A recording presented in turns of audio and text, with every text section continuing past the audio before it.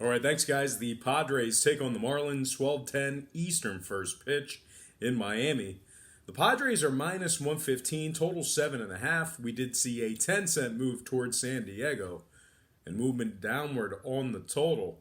The Padres open $1.05 up to $1.15. Total open 8 down to 7.5. 73% of the consensus is leaning towards San Diego. 85% is shaded toward the over.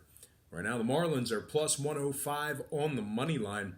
San Diego's plus $1.50 on the run line. We have Danielson Lamet for the Padres, Caleb Smith for the Marlins. Smith is 5-4 with a 3.46 ERA and a 1.04 WHIP. Lamet on the other side is 0-2 with a 6.30 ERA for San Diego.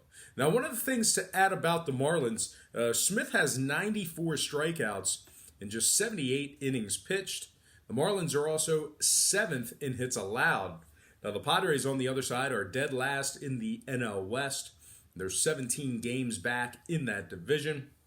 They've also lost 4 out of their last 5 ball games, and they're just 4-7 in their last 11 matchups. Now, total-wise, the Padres are 27-18 to the over on the road. The Brewers are 29-20 to the over at home. So with all that said and done, getting a little gun shy over the past couple of days. Had a really good week last week, red hot. This week off to a very slow start. So we're going to go with a pitcher in this one. Give me Caleb Smith for the Marlins, plus 105, getting the W in this one, in the over 7.5 in that matchup there. All right, next game, Dodgers, Phillies, 12:35 Eastern first pitch at Citizens Bank Park in South Philly. The Phillies, well, pretty much a coin flip. Both teams minus 105 right now. Totals at 9.5. Now, the Phils did open as the $1.25 favorite.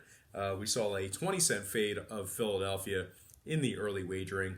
We also saw a little bit of movement upward on the total. So once again, the Phillies open $1.25 down to minus 105. Total open 9 up to 9.5. 71% of the consensus is leaning toward the Dodgers. And at the moment, LA is, they're minus 105 on the money line. Like I said, pretty much a coin flip in this matchup here. The Phillies are plus 180 on the run line. We have Ross Stripling for the Dodgers, Aaron Nola for the Phils. Nola comes into this game with a 1.31 WHIP. Meanwhile, Stripling for the Dodgers is 4-3 with a 3.65 ERA.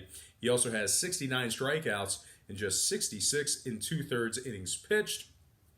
Philadelphia is 8.5 games back in the NL East, 8.5 games back of Atlanta. They're also 21-29 against the spread at home, which, of course, when I refer to the spread in Major League Baseball, I'm referring to the run line. So once again, 21-29 ATS at home. They rank 20th in hits on average per game and 23rd in hits allowed on average per game. Philly has been winners in just 10 out of 35 games as the official Vegas underdog. So if this line ends up flipping, the trends certainly are not in your favor. They're also just 14% as the official home dog. Now, the Dodgers on the other side, winners in 5 out of their last 6 head-to-head matchups with Philadelphia. They're first in the NL West, 14 games ahead of Arizona in that division.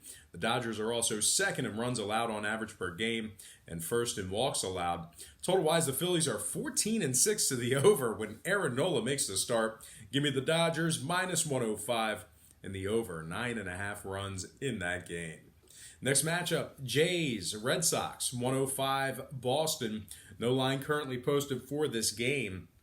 We have Thomas Pannone for the Blue Jays, Chris Sale for the Red Sox. Sale comes into this game with a 1.10 WHIP. He also has 160 strikeouts in just 111 2/3 innings pitched. Now, Thomas Pannone on the other side for the Jays, just 2-3 on the year, 6.18 ERA, and a 1.50 WHIP. Boston is first in scoring, first in hits, first in walks on average per game. Give me the Red Sox winning this one outright for some money line cash. Next game, White Sox, Royals, 115 Kauffman Stadium in Kansas City.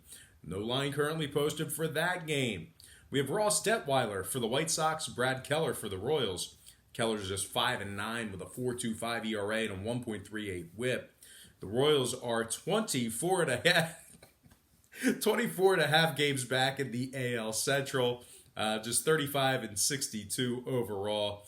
They are winners in just 21 out of 50 games at home this year, and they are dead last in striking batters out on average per game. The White Sox on the other side, 15th in hits, 9th in walks allowed on the road. Give me the White Sox winning that one outright for some money line cash. Next game, Rays, Yankees, game one of a doubleheader, and that is a 3:05 Eastern first pitch at Yankee Stadium. The Yankees are minus 120, totals 9.5. We saw a 15-cent move toward the Yankees and movement upward on the total. This one pretty much open as a coin flip, both teams at minus 105. Now the Yankees are minus 120, total open 9 up to 9.5. 58% are leaning Yankees, 53% shaded toward the under. Right now the Rays are plus 110 on the money line. The Yankees plus $1.60 on the run line. We have Yanni Chirinos for the Rays, Domingo Germán for the Yankees. Germán's 11-2 with a 3.40 ERA. The Yankees are first in the AL East, 6 games ahead of these very Tampa Bay Rays.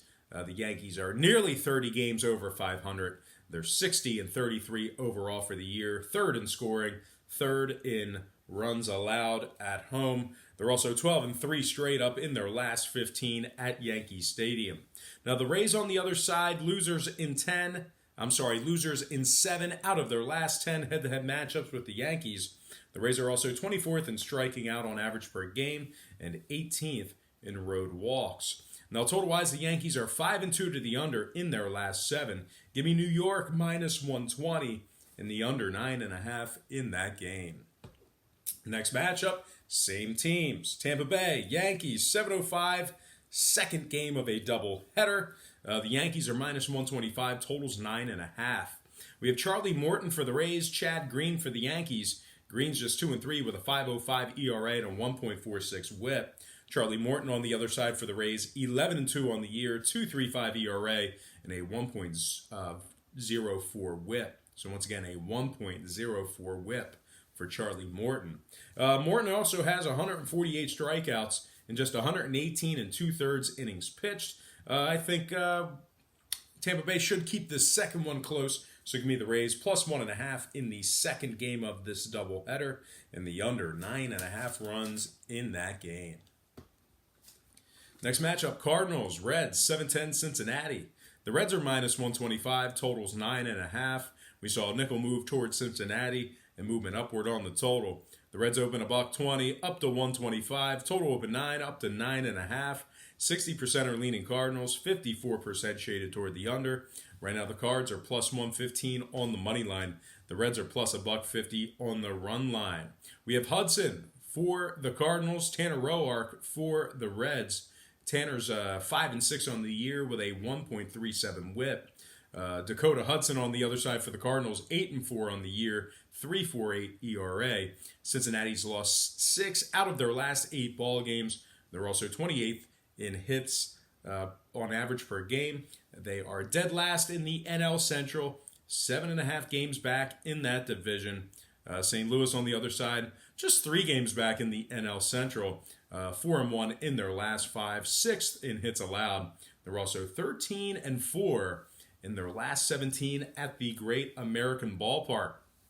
Now, total-wise, the Cardinals are 6-1 to the under in their last 7. The Reds are 67% to the under in their last 6. I'm going to lean St. Louis plus 115 in the under. 9.5 runs in that game.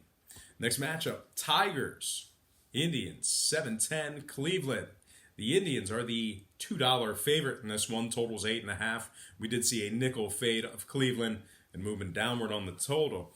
The Indians open 205 down to minus 200. Total open 9 down to 8.5. 69% are leaning Indians. 85% shaded toward the over. Right now the Tigers are plus 180 on the money line. The Indians plus $1 on the run line. We have Matt Boyd for the Tigers. Trevor Bauer for the Indians. Boyd comes into this game with a 3.95 ERA and a 1.14 WHIP for the Tigers.